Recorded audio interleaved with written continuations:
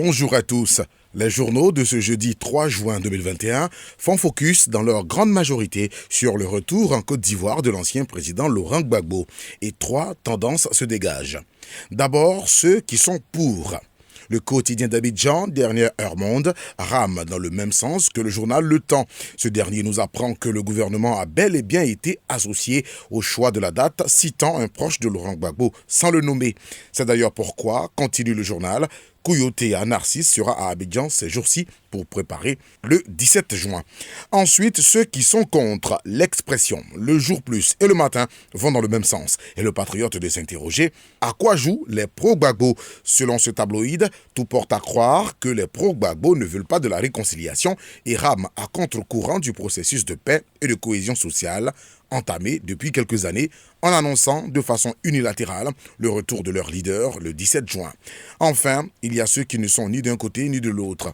L'Inter remarque une cacophonie autour du 17 juin. Selon Amadou Koulibaly, le porte-parole du gouvernement ivoirien, dont le journal rapporte les propos, pour nous, il n'y a pas de date. Quand ils vont nous saisir, nous allons décider ensemble.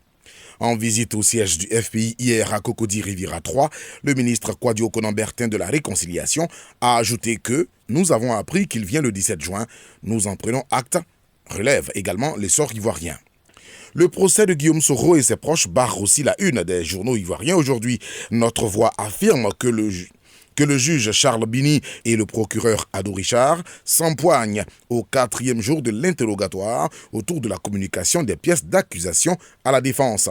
Dans la foulée, l'Inter titre que des membres de la sécurité de Soro le dédouanent en affirmant qu'il n'était pas informé de la présence dans sa résidence annexe d'Assini d'armes.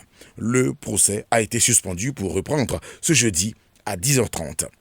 Vos journaux s'attardent aussi ce jeudi sur les législatives partielles du 12 juin prochain. Comme Fraternité Matin, le mandat nous apprend que les affiches et spécimens de vote ont été remis hier mercredi 2 juin aux candidats des 6 circonscriptions électorales concernées par le vote, au siège de la CEI par le vice-président Koné Sourou. Il leur a rappelé que la campagne s'ouvre le 4 juin, soit demain vendredi, pour s'achever le 10 juin 2021.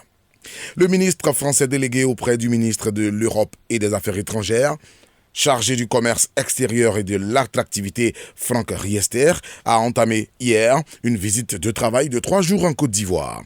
Lors de la cérémonie Inspire and Connect, organisée par la Banque publique d'investissement de France ce mercredi, Adama Koulibaly, le ministre ivoirien de l'économie et des finances, a précisé dans le quotidien gouvernemental Fraternité Matin que les entreprises françaises ont un rôle à jouer dans la mise en œuvre du PND 2021-2025.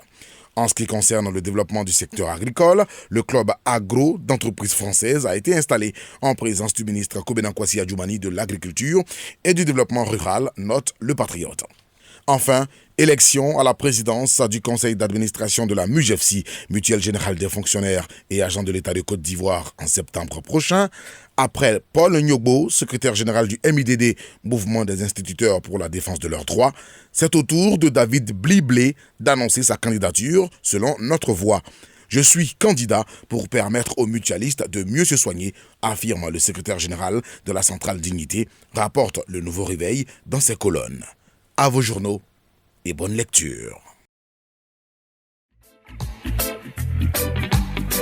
Radio de la paix. Se parler, s'écouter, se comprendre.